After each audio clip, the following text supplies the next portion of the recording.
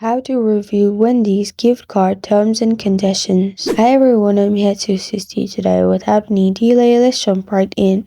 So, in the Wendy's gift card and terms and condition, you'll find all these options, which is for balance inquiry, you can go to wendyscard.com and contact, and there is also number you can call.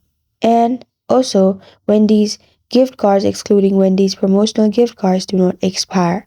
No fees for inactivity or service fees apply, and for redemption, it is redeemable only for purchases of food and beverages at participating Wendy's location in the United States or Canada. Also, no refunds are permitted with respect to Wendy's gift card except as required by law. And to request cashback for a physical gift card in those states where cashback is required by law.